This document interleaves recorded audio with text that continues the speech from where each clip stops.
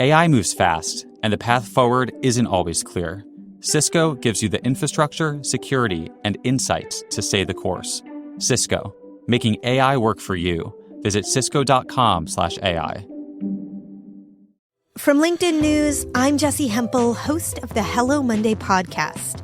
Start your week with the Hello Monday podcast. We'll navigate career pivots. We'll learn where happiness fits in. Listen to Hello Monday with me, Jessie Hempel, on the LinkedIn Podcast Network or wherever you get your podcasts. Hey, I'm Kwame Christian, and you are about to step into the world of Negotiate Anything, the #1 negotiation podcast in the world, where we teach you how to make difficult conversations easier while getting more of what you want in the process. Each episode is packed with practical tips and strategies from the experts. We delve into negotiation, conflict resolution, and leadership skills that are crucial in both business and in life. Whether you're closing a deal, managing a team, or navigating personal relationships, Negotiate Anything provides you with the tools you need to succeed. Our conversations are real, relatable, and most importantly, rooted in practicality. So if you're ready to transform your conversations and elevate your negotiation skills, join me on Negotiate Anything. Subscribe and listen on Apple Podcasts, Spotify, or wherever you love to listen. Let's make every conversation a winning negotiation. Zoe, thanks for joining us today. Thank you so much. It's great to be here. Yeah, it's great to have you, my friend. So how about you get us started by telling us a little bit about yourself and what you do? Sure. I'm the author of a new book called Influence is Your Superpower, and I based this on the course that I teach at Yale School of Management. It's the most popular course. That one's called Mastering Influence and Persuasion. And I wrote it to share tools and science, insights, strategies of influence beyond the ivory tower, so that I can help lots of people do good and do well at the same time. This is great. And kudos to you. I think you picked the best title for a book on persuasive communication ever. I think that's absolutely brilliant. It's funny you say it because I had a lot of titles that I liked and my agents and my editor hated all of them. I hated the one that they liked, which was Influence for Nice People. And actually, for 4.5 years while I was writing this manuscript, you're making this face of like, ooh, that's how I felt. No, Influence for Nice People is terrible. It's not wrong about the material for the book, but it's so not influential. It's cringy, right? Yeah. So I failed to negotiate this new title.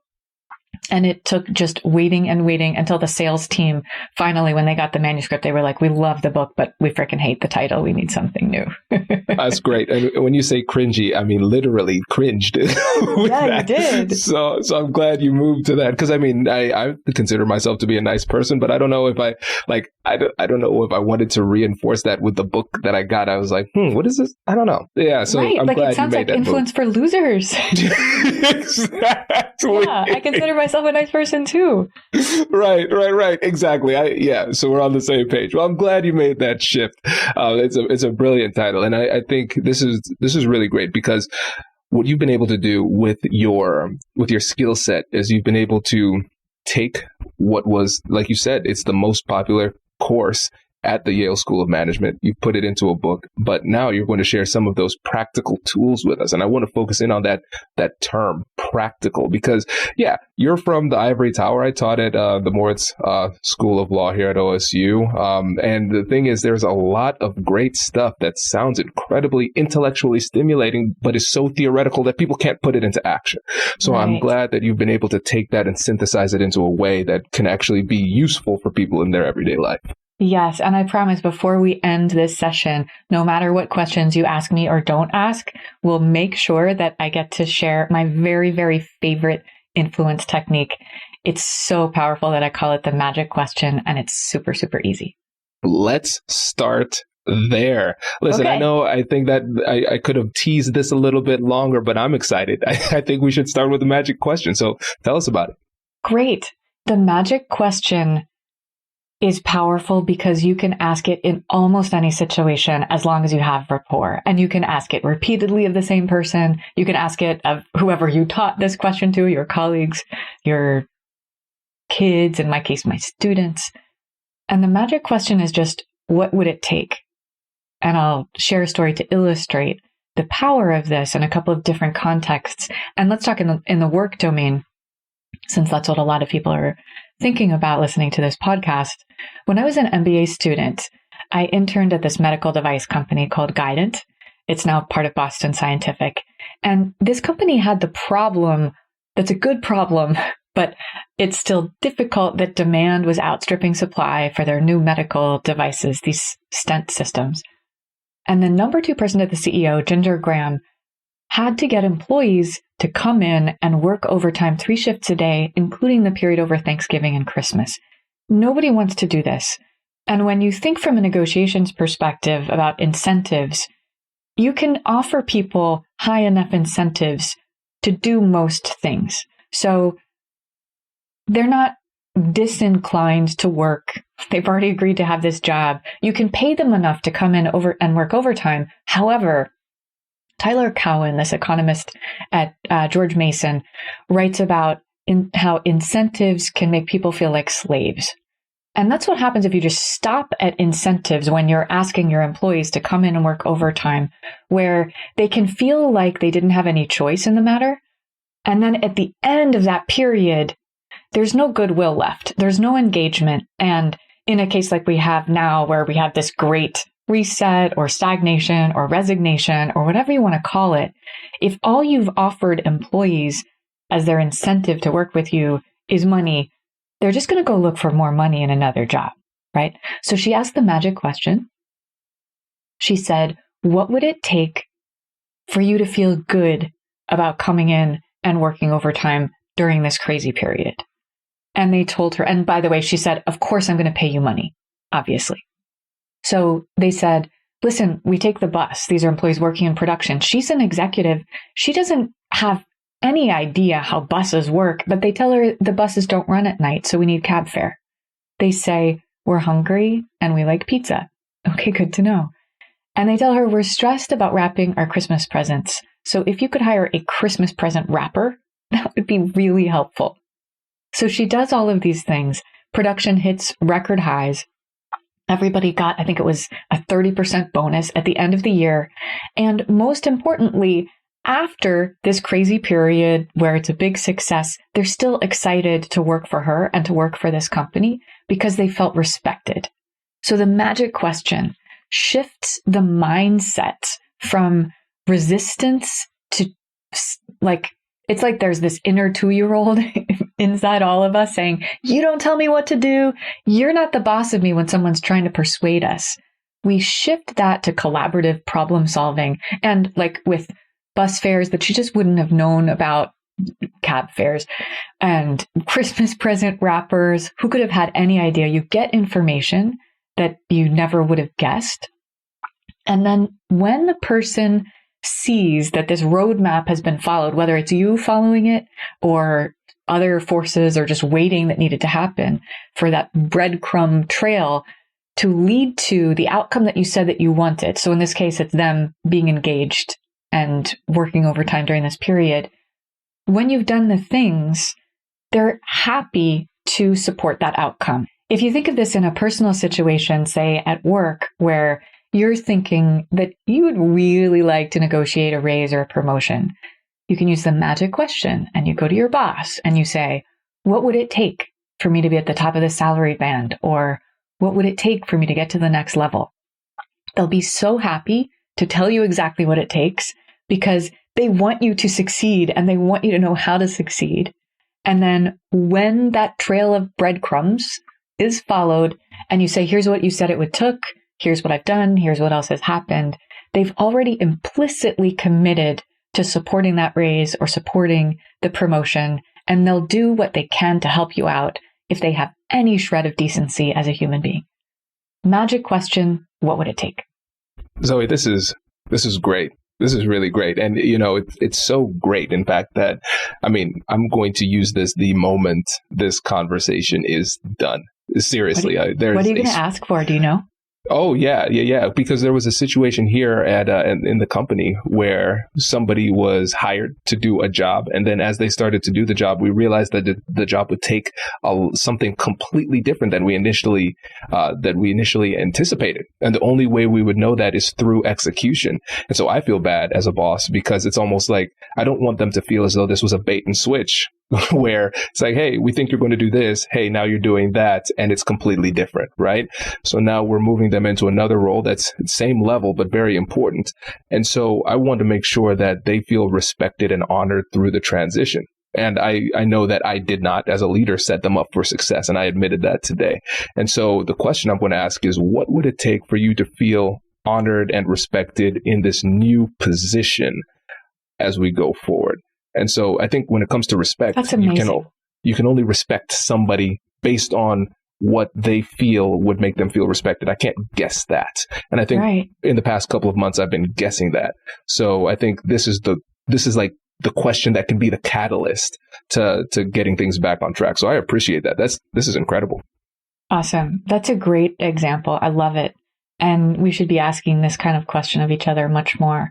We can also ask the magic question in lieu of criticism.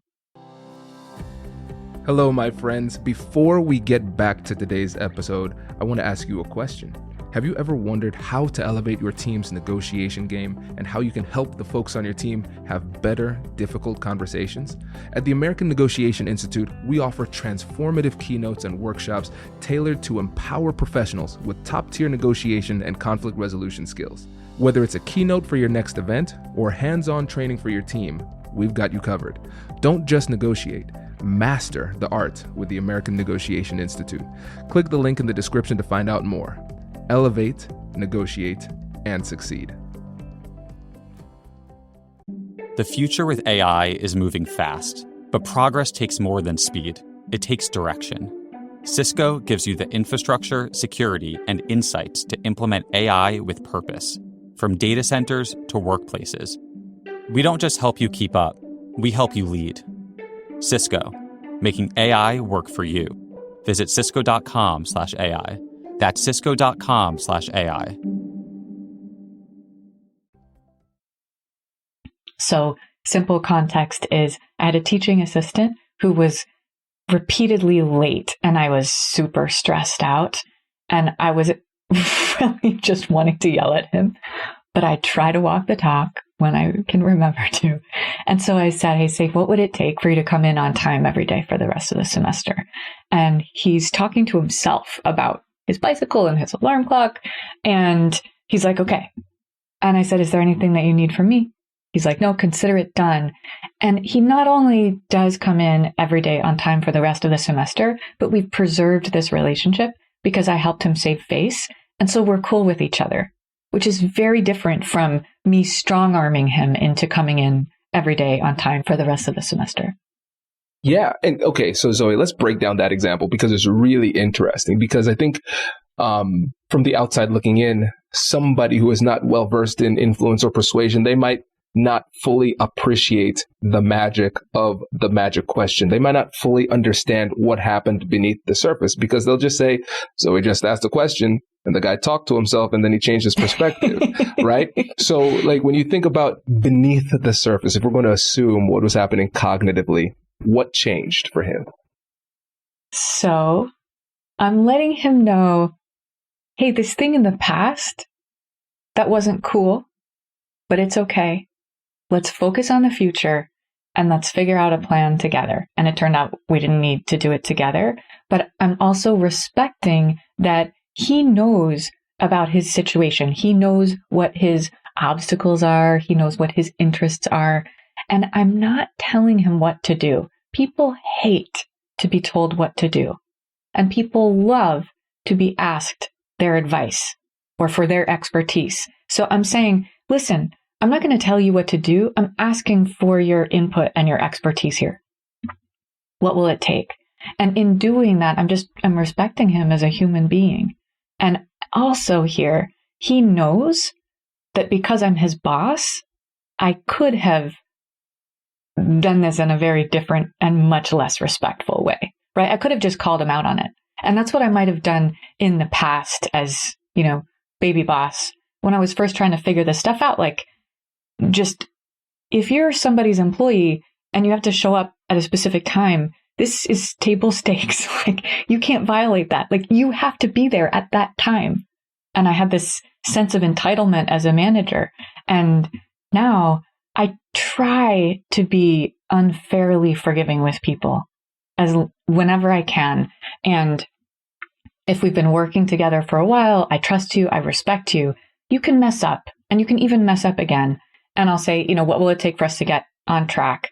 And then at some point, if it keeps happening, then we just realize this isn't working out, right? But I really think it's so important for managers to have this bandwidth, this zone of forgiveness for people who've been doing a good job otherwise, and not to penalize people as though they have failed us as a human being just because they fell short in one area. And I think the pandemic has hopefully shifted a lot of people in this way.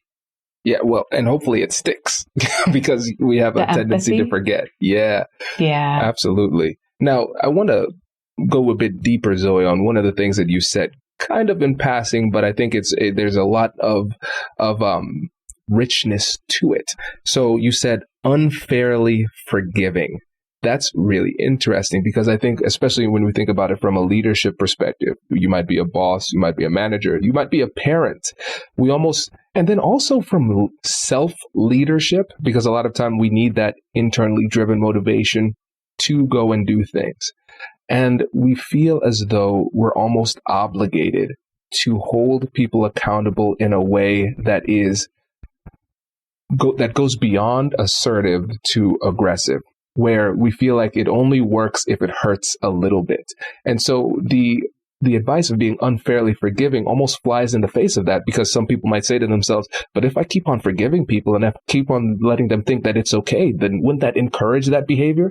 So how do you reconcile persuasion as your superpower with this potentially problematic mentality of accountability needs to be painful?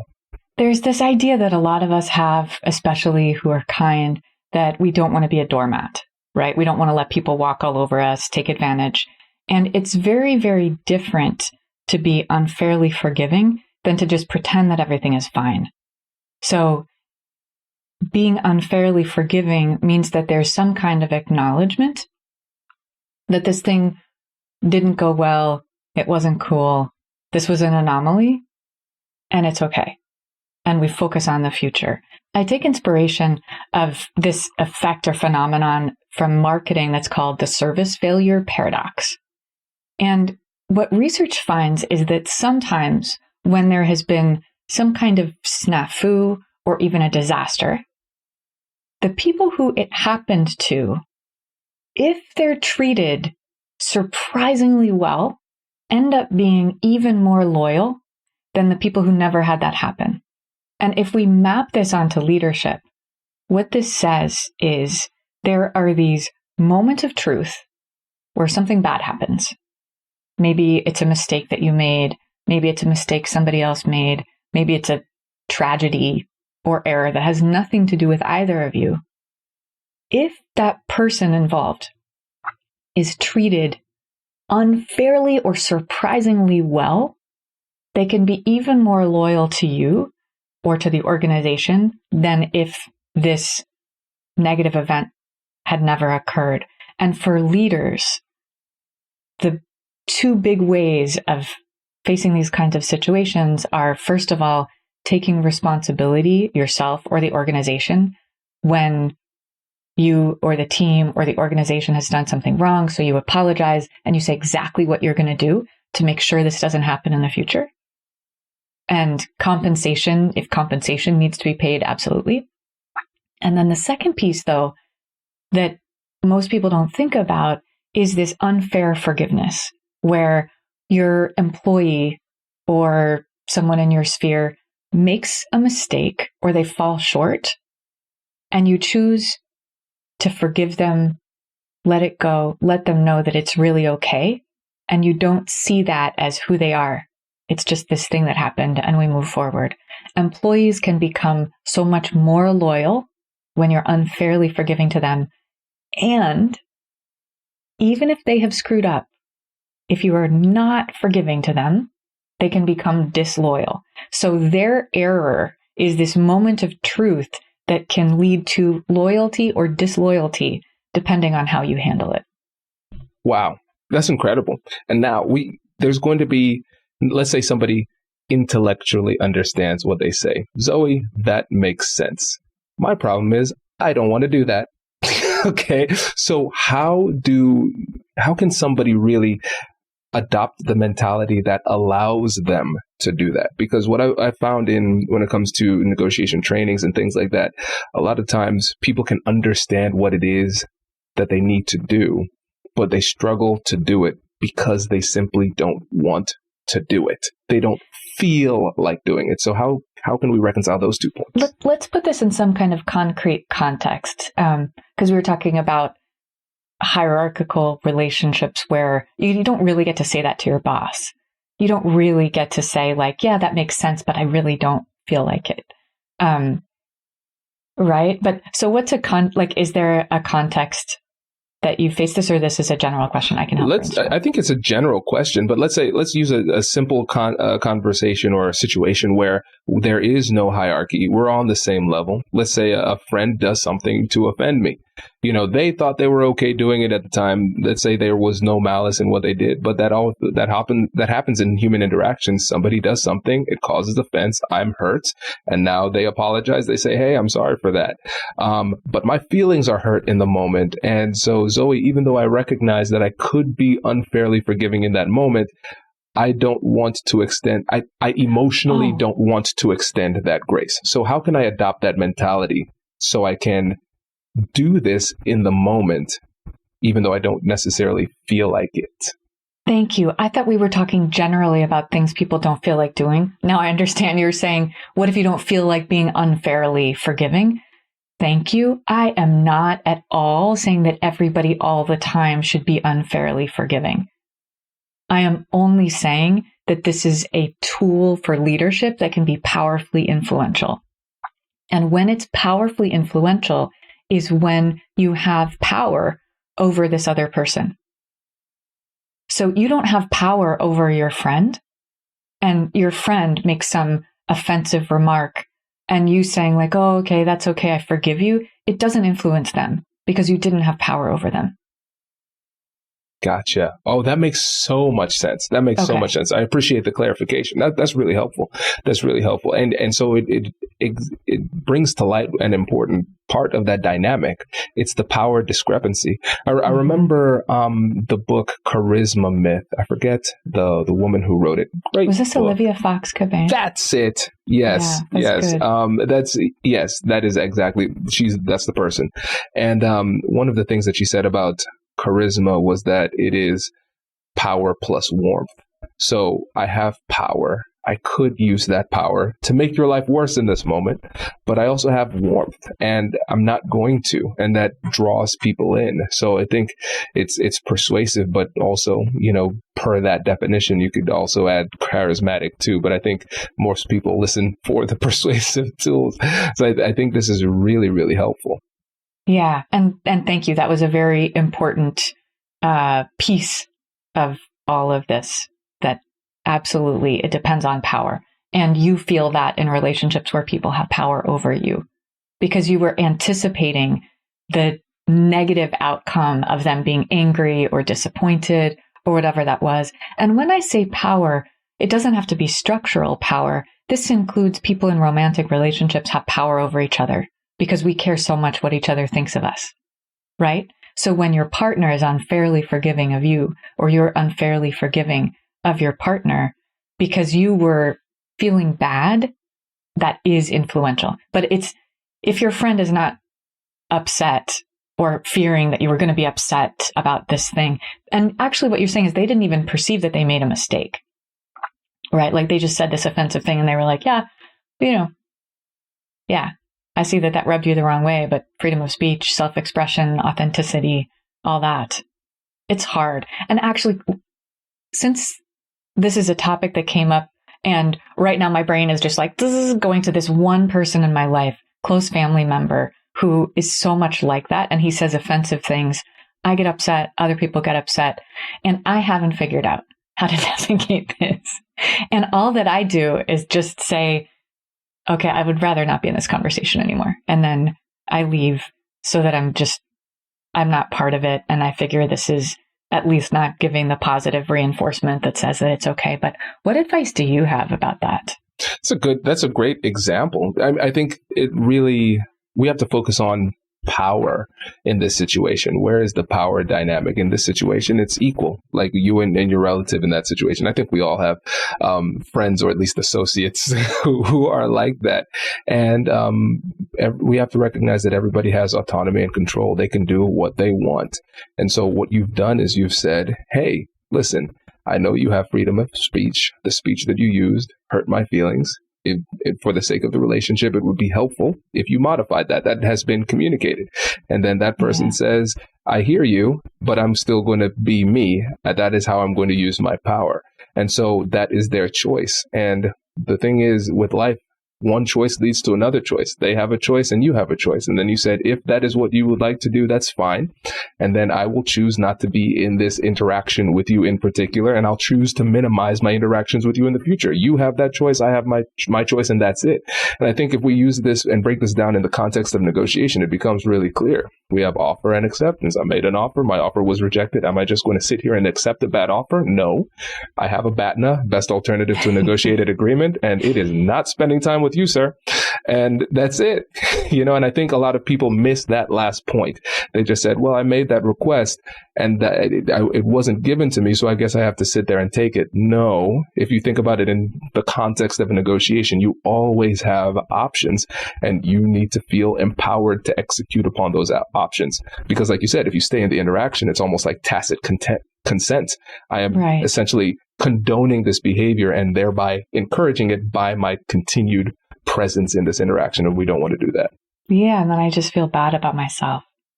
Can I ask you about something that I think is so cool, and I also wonder if it's problematic? And this is your sparring sessions.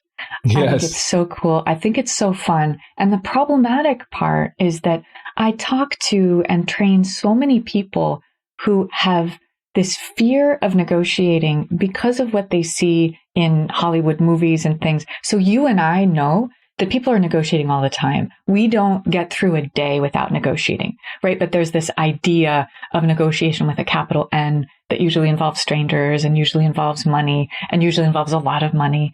And we hardly see any of these. And when I see people who feel like baby negotiators, negotiating with each other in the kind of cases you do in business school, there is a lot of bullying that happens because people are scared and because people think that's how negotiating works. So how do you reconcile this idea that, like, actually in real life, first of all, most people are just trying not to be suckers. They're not trying to take all of the value off the table. They're just trying not to be a sucker. And if you show that you're not trying to make them a sucker, they're like, okay, great, let's just talk like normal people, figure things out together. How do you let people know negotiating is actually way easier and more comfortable than you fear it is, but then also have this super fun, engaging, and helpful training paradigm of sparring sessions? Yeah. Oh, it's a great question. Essentially reconciling the fact that you and I both see that essentially the media teaches us bad behavior, right? And we want to essentially, that's one of the goals of the negotiation, what we're doing with the American Negotiation Institute, rebranding negotiation, and so with the everyday episodes that we have, like this one is really cordial and nice, and we see the theoretical side, but everybody says, but Kwame, what if it doesn't go right? That was a question I kept on getting. They're like, hey, I tried what you said in that, but it didn't work. So what do I do in that situation? And so that was really interesting to me because I said, oh, that's right. Because when we talk in this conversation, we were talking about the strategies, the tactics, how it should work in those situations. And we're giving practical examples. But I realized I wasn't doing a good job of showing them, hey, there are still tools and tactics and approaches that you should use when it breaks down. And if a specific tool or tactic doesn't work in that moment, that doesn't mean you abandon it. Part of the persuasive process is persistence. And so my goal with the sparring sessions is to show people, like, even at my worst, And I say that in the disclaimer. I was like, don't look at what I'm doing. Look at what the guest is doing, right?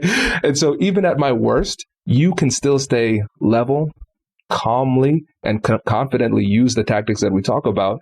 And eventually things it can be more productive. You have the skills to move forward. And I think it's fun for me because even when I'm trying to be unreasonable, I'm like, damn, Zoe's good.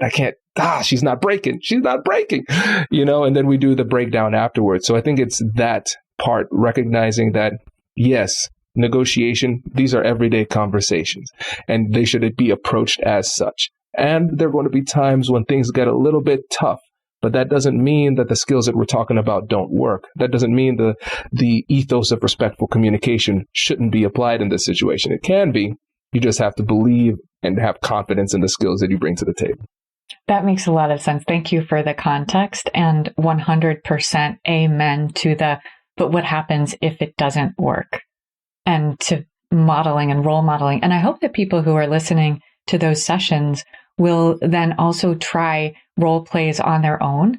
What I find when I have people role play an influence negotiation situation with somebody who disagrees with them or wants something else is, and I have them role play the other person. So you take the other person's role who's resistant, and then it'll be me or somebody else who's practicing the techniques.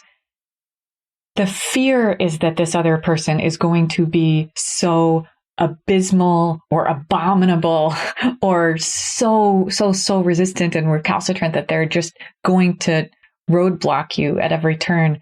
Having had the experience of this sparring session then makes the real life session go so much easier, because even if it's a little bit bumpy, it feels like it was a piece of cake. Exactly. And I'm glad you said that, because I think that's an element of role playing that people often miss, because they always say, okay, I'm Kwame. I'm going to play Kwame in this negotiation. No, you're going to actually play the other person first. And it helps them to empathize at a higher level. Because I find when I start to do that, I start saying things that I never would have considered before. I'm like, oh, You know what? The things that they were asking for aren't that unreasonable. I can actually see where they're coming from. So it helps me to anticipate a little bit more, and it makes it feel less scary, because it feels like I've not only been there before, but I've been there before as that other person. And so it helps me to anticipate and feel more confident in my approach. 100%. Yeah. Oh, this is great. This is great. And I see we're coming up on time, but let me say this, because you've given us some gems of wisdom on this show thus far. If you were going to give the audience one more parting piece of advice before you go, what would that be? My parting piece of advice is people like you more than you realize. So you don't have to worry so much about that. There's research by Erica Boothby and other scientists finding that there's this 12% liking gap, where when you meet somebody and afterwards you say how much you like them and you say how much you think that they liked you, you think that you liked the other person more than they liked you. So I just want to leave that as a little confidence builder. You're cooler than you think, and people like you better than you think that they do. So let that be easier for you walking into the next negotiation, knowing that you're charming. I love that, Zoe. Thank you so much for joining us. We really appreciate it. Thank you so much, Kwame.